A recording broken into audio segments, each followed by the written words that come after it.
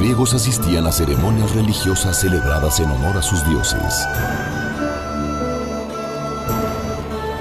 Así lo acostumbraban en las ciudades que había regadas por los valles de la región del Ática.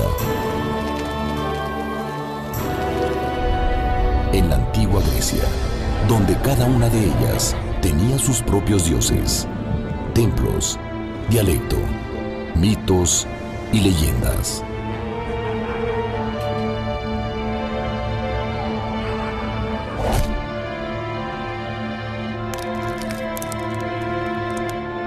Durante estas ceremonias, los griegos consagraban los hechos sobrenaturales de sus dioses.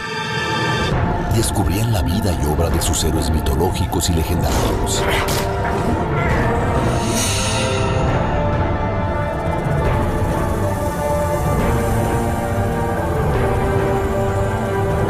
Y al mismo tiempo, el significado de la vida y la muerte. Eran viejas historias con moralejas y enseñanzas espirituales entrelazadas, que aprovechaban para enseñar los principios sobre la lealtad a los dioses, a la familia o al gobierno. Dionisio era el dios del vino y de la vegetación. Les había enseñado a cultivar la uva y transformarla en vino. Era bueno y amable con quienes lo honraban, pero podía ser terrible para quien lo despreciara o se burlara de los rituales.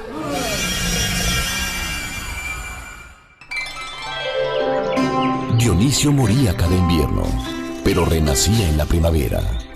Para sus adeptos, este renacimiento acompañaba tanto la renovación de los frutos de la tierra, como de alguna manera, una posible resurrección.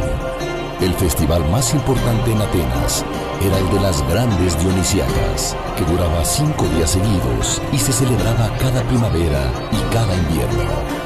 Estos rituales se llevaban a cabo antes de que existiera el teatro. En el año 534 antes de nuestra era, Pisístrato era el jefe de gobierno en la ciudad de Atenas.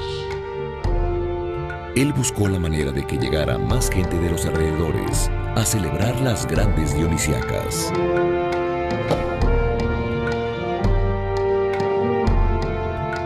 Pisístrato le pidió al poeta Tespis, que era el director del coro del templo de Dionisio, que inventara algo para que las celebraciones fuesen más atractivas.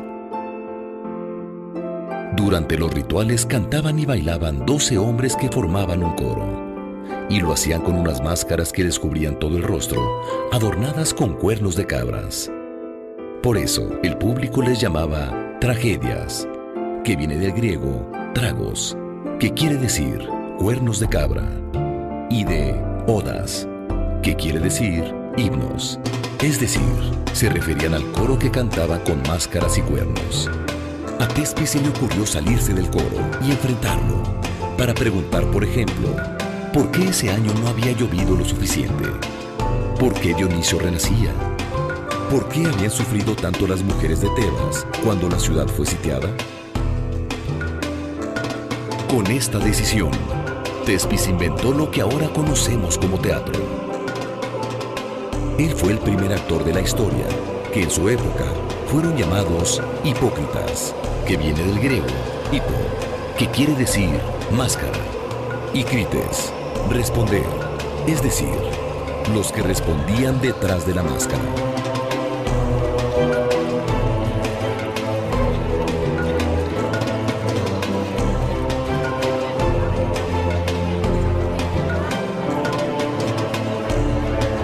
El enfrentamiento del hipócrita con el coro creaba un diálogo que le gustó mucho al público, pues con esto se creaba un mayor interés por las historias que se contaban. A partir de entonces, se decidió que en cada festival se organizaran concursos entre los poetas para que escribieran sus historias y las pusieran en escena. Así nació la tragedia griega. Tespis tuvo mucho éxito. Los vecinos de Atenas llegaban en la primavera y el invierno para ver las obras de teatro que se presentaban en las grandes Dionisíacas. También llegaban los poetas de todos lados con sus obras recién escritas, listas para concursar. Tragedia viene de tragos, que quiere decir cuernos de cabra, y odas, que significa cantos o himnos. Se llamaron tragedias porque así se disfrazaban los que formaban el coro para cantar y bailar frente al público. Las primeras tragedias consistían en los cantos de este coro, que representaba muchas veces al pueblo, a los consejeros o a las mujeres de alguna ciudad arrasada, como Tebas y Troya. Otras veces representaban a deidades como las furias o las suplicantes. El coro estaba formado por 12 hombres que cantaban y narraban alguna historia, mientras eran enfrentados por un actor o hipócrita, que representaba a otro de los dioses o de los héroes mitológicos y legendarios, vivos o muertos, que se atrevían a discutir con el coro. Al compartir el sufrimiento que veía en escena, el público podía desahogarse en una especie de purga de emociones, viendo cómo sus dioses y héroes sufrían más que nadie. Ellos se podían sentir un poco aliviados. A través del sufrimiento desmedido de sus héroes, el público conocía el sentido de la vida en su condición excepcional y comprendía que, tarde o temprano, la vida termina con la muerte.